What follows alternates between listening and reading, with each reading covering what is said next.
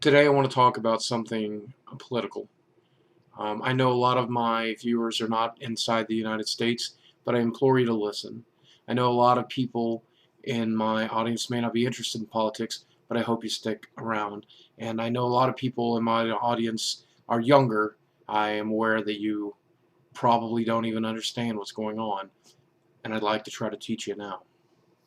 There's a movement going on in America that started just a couple of weeks ago called Occupy Wall Street.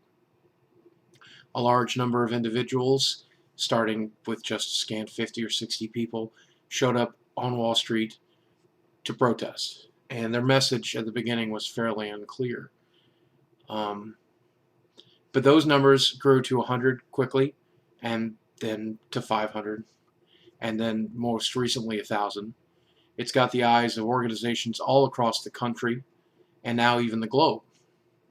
The movement has gone from Wall Street in New York to Boston, Chicago, London, even the financial districts in Canada. And the message is becoming apparently more clear. I want to talk about some of the statistics as to why these people are in the streets, why they're quitting their jobs, why they're risking their lives, why they're creating a police record as they get arrested over and over again to protest in these countries and in these cities. Here in America, we now have a $14 trillion debt. Quite clearly, the largest debt that the country's ever had.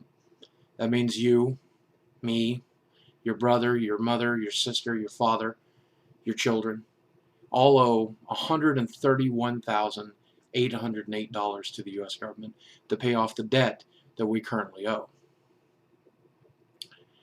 That's a difficult number to think about. It's a difficult number to understand, but if you imagine that the average American earns about $25,000 a year, you realize that it will take 4 or 5, 6, almost 6 years of giving up all of your income to bring the country's debt back to zero.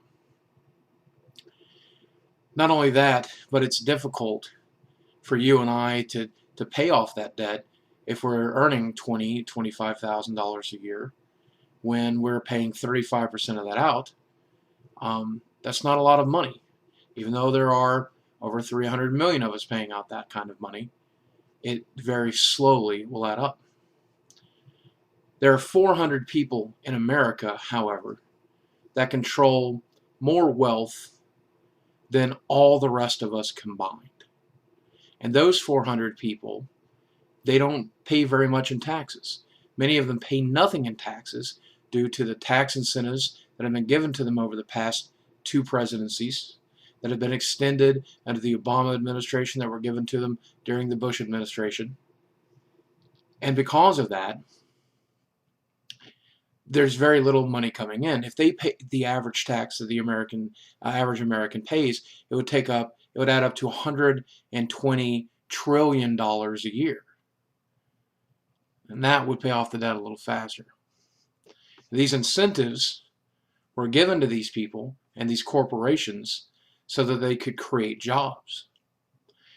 But the problem is, not a lot of jobs are out there. A lot of people are unemployed. There's a larger percentage of unemployment in this country than there has been in a very long time. And in many parts of the country, not one in 15 people are unemployed. 1 in 10, 1 in 5. It's a drastic situation. And these people are needing to fall on social programs, unemployment, welfare, disability. These programs, of course, crank up the national debt as these people are unable to find jobs, and they need these programs to survive. The jobs that are out there are paying lower than they have in years. Minimum wage is not keeping up with inflation.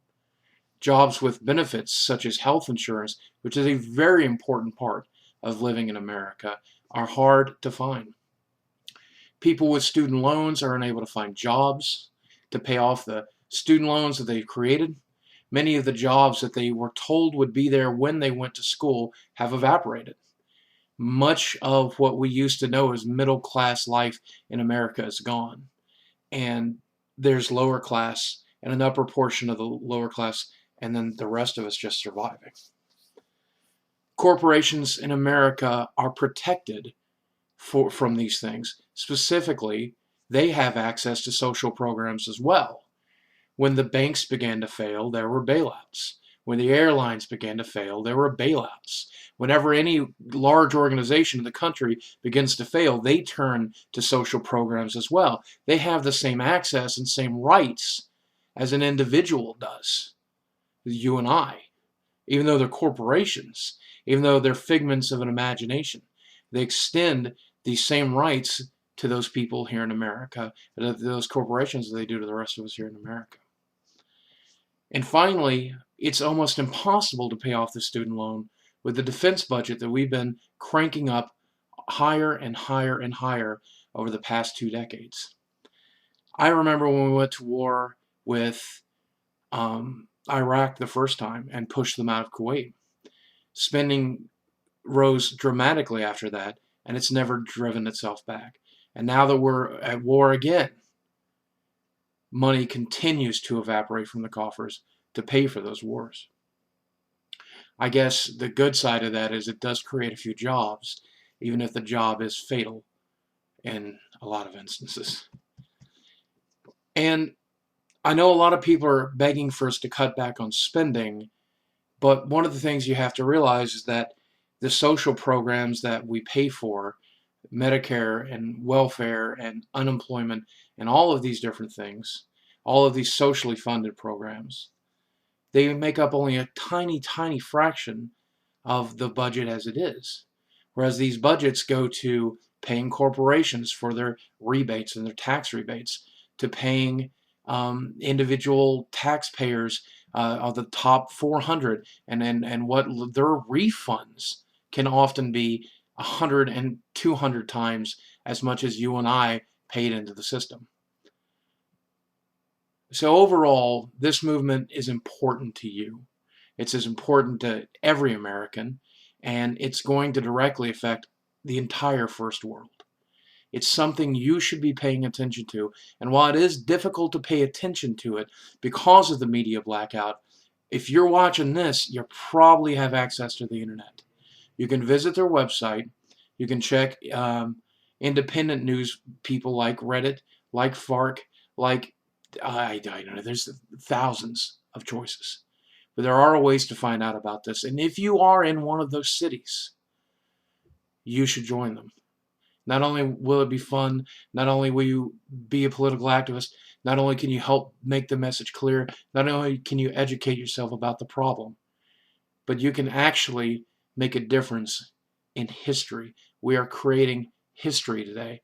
And if I was physically and financially capable, I would be there. I'd be in at least Chicago. I'd love to be in Boston. I'd love to be in New York. I'd love to be in Brooklyn as they cross that bridge today, but I can't. So please take an interest, and I wish you all the best of luck.